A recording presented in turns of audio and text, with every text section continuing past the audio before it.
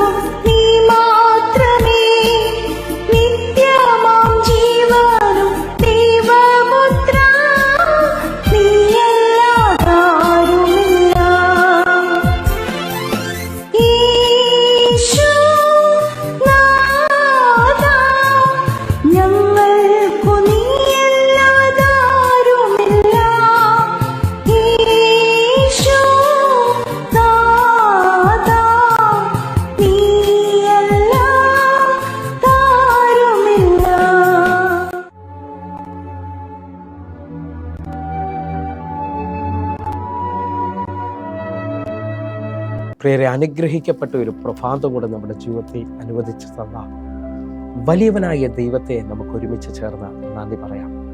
എത്ര പേർ പറയും, ഞാൻ നിന്നതല്ല, എൻ്റെ ദൈവം എന്നെ നിർത്തിയതാണ്.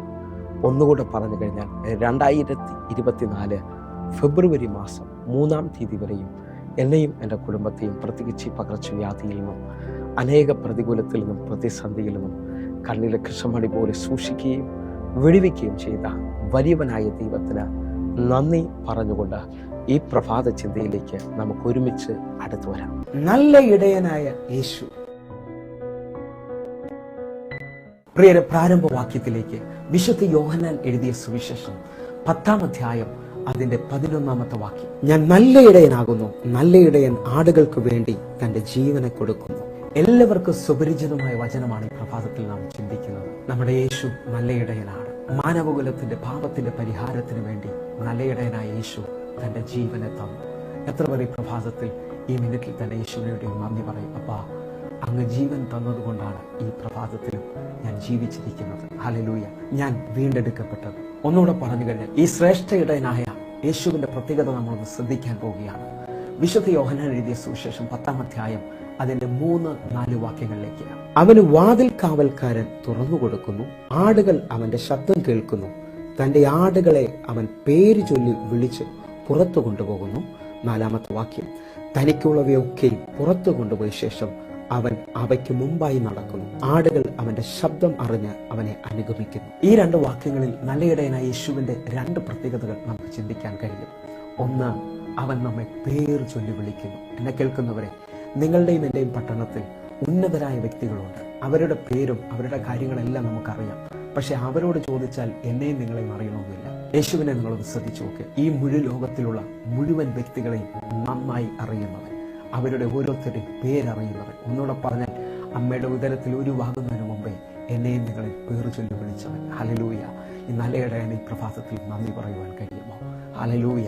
2-ാമത്തെ കാര്യം, അവൻ നമ്മെ പുറത്തു കൊണ്ടുവന്ന ശേഷം അവൻ നമുക്ക് മുമ്പായി കടന്നു പോകുന്നു. ഈ പ്രഭാതത്തിൽ ഒന്ന് വിശ്വസിക്കാമെങ്കിൽ ഈ സമയം മുതൽ ഞാനും നിങ്ങളെ ശ്രദ്ധിക്കുന്നത്, എനിക്ക് മുമ്പായി വഴിയൊരുക്കുന്ന ഒരു നല്ല ഇടയനായ യേശുവുണ്ട്. വഴി അടഞ്ഞ ആരെങ്കിലും എന്നെ ശ്രദ്ധിക്കുന്നുണ്ടെങ്കിൽ നമ്മുടെ ഇടയന്റെ പ്രത്യേകത, ഞാൻ തന്നെയാണ് വഴിയും സത്യവും ജീവൻ. ഹല്ലേലൂയ. നമ്മുടെ വഴിയെ തുറക്കാൻ കഴിയുന്ന വലിയവനായ യേശുവിന് നന്ദി പറഞ്ഞുകൊണ്ട് നല്ല ഇടയനായ യേശുവിന്റെ അടുത്ത പ്രത്യേകത നമ്മൾ ശ്രദ്ധിച്ചു നോക്കണമേ. യോഹന്നാന്റെ സുവിശേഷം 10-ാം അധ്യായം 26, 27, 28 വാക്യങ്ങൾ. നിങ്ങളോ എന്റെ ആടുകളുടെ കൂട്ടത്തിൽ ഉള്ളവരല്ലായികയാൽ വിശ്വസിക്കുന്നില്ല. എന്റെ ആടുകൾ എന്റെ ശബ്ദം കേൾക്കുന്നു. 27-ാമത്തെ വാക്യം. അവയെ ഞാൻ അറിയുകയും അവ എന്നെ അനുഗമിക്കുകയും ചെയ്യുന്നു. 28-ാമത്തെ വാക്യം. ഞാൻ അവയ്ക്ക് നിത്യജീവൻ കൊടുക്കുന്നു, അവ ഒരു നാളും നശിച്ചു പോവുകയില്ല, ആരും അവ എന്റെ കയ്യിൽ നിന്ന് പിടിച്ചു പറിക്കുകയുമില്ല. ഈ വാക്യങ്ങളുടെ അടിസ്ഥാനത്തിൽ ചില പ്രത്യേകതകളോട് നമ്മളൊന്ന് കാണുകയാണ്.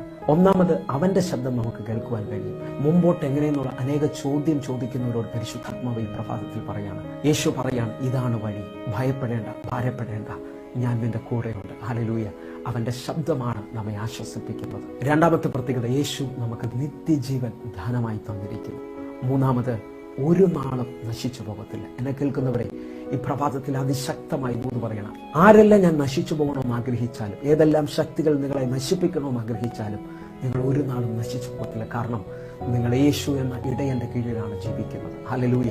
അടുത്ത പ്രത്യേകത, യേശു എന്ന ഇടയന്റെ കരത്തിലാണ് ഞാൻ നിങ്ങളും ഇരിക്കുന്നത്. ആർക്കും ആ കയ്യിൽ നിന്ന് എന്നെ നിങ്ങളെ കൊണ്ടുപോകാൻ കഴിയത്തില്ല. നമ്മെ ഒരു ശത്രുവിൽ വിട്ടുകൊടുക്കാത്ത, ഒന്നുകൂടെ പറഞ്ഞു കഴിഞ്ഞാൽ നമ്മുടെ പേര് ചൊല്ലി വിളിക്കുന്ന, നമുക്ക് മുമ്പായി പോകുന്ന നല്ല ഇടയൻ ഈ പ്രഭാതത്തിൽ നന്ദി പറയും. ഒന്നുകൂടെ പറഞ്ഞാൽ, ലൂക്കോസിന്റെ സുവിശേഷം 15-ാം അധ്യായത്തിൽ 100 ആടുകളുള്ള ഒരു ഇടയനെ നമുക്ക് കാണാൻ കഴിയും. ആ ഇടയന്റെ കീഴിൽ നിൽക്കുന്ന ഒരു ആട് നഷ്ടപ്പെട്ടു പോവുകയാണ്. ആ നഷ്ടപ്പെട്ടു പോയ ആടിനെ അന്വേഷിച്ച് കണ്ടെത്തുകയാണ്. ഹല്ലേലൂയ.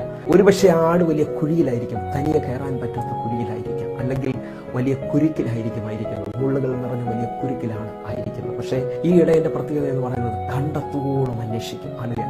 ആ ആടിനെ കണ്ടെത്തിയാൽ ആടിനെ കരത്തിലെടുത്തുയർത്തി ആടിന്റെ മുറിവുകളെ കെട്ടി ആടിനെ ആശ്വസിപ്പിക്കും. ഹല്ലേലൂയ.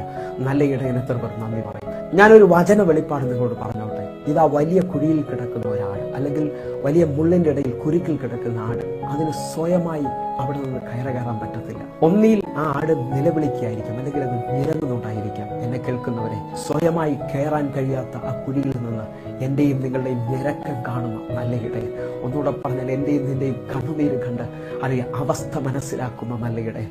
ഹല്ലേലൂയ. നിങ്ങളുടെ പട്ടണത്തിൽ നിങ്ങളുടെ ബന്ധുക്കാർക്കോ നിങ്ങളുടെ അടുത്ത് നിൽക്കുന്നവർക്കോ നിങ്ങളുടെ കണ്ണുനീര് മനസ്സിലാകണമെന്നില്ല, നിങ്ങളുടെ ഉള്ളിലെ മുറിവുകളും വേദനകളും മനസ്സിലാകണമെന്നില്ല. പക്ഷേ ഈ നല്ല ഇടയന്റെ പ്രത്യേകത, അവൻ എൻ്റെ കണ്ണുനീര് കാണുന്ന, എൻ്റെ ഞരക്കം കാണുന്ന, എൻ്റെ വേദന കാണുന്ന, ആ കുരുക്കിൽ നിന്ന് ഞങ്ങളെ അഴിച്ചു പുറത്തു കൊണ്ടുവരുന്ന വലിയവനായ യേശുവിന് നന്ദി പറഞ്ഞു. ഒന്നുകൂടെ പറഞ്ഞാൽ, ഇതാ സങ്കീർത്തനക്കാരൻ 23-ാം അധ്യായത്തിൽ പറയാണ്, യഹോവ എൻ്റെ ഇടയനാകുന്നു, എനിക്കൊന്നിനും മുട്ടുണ്ടാകുകയില്ല. ഹല്ലേലൂയ.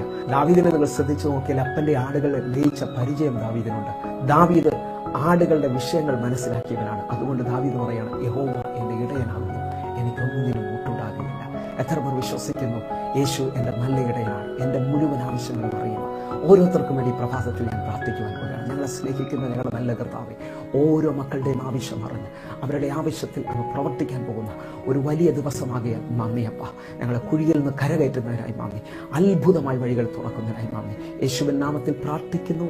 ആമേൻ. പ്രിയരെ, പ്രഭാത സന്ദേശം നിങ്ങൾക്ക് അനുഗ്രഹമാകുന്നുവെങ്കിൽ നമ്മുടെ യൂട്യൂബ് ചാനലിൽ സബ്സ്ക്രൈബ് ചെയ്യും, അതേപോലെ തന്നെ ഫേസ്ബുക്കിലേക്ക് ജോയിൻ ചെയ്യണമെന്ന് ഓർപ്പിക്കുന്നു. പ്രത്യേകിച്ച് എന്നെ കേൾക്കുന്നവരെ, സൂമിൽ എല്ലാ ദിവസവും ആരാധന നടക്കുന്നു, നിങ്ങളെയും ക്ഷണിക്കുന്നു.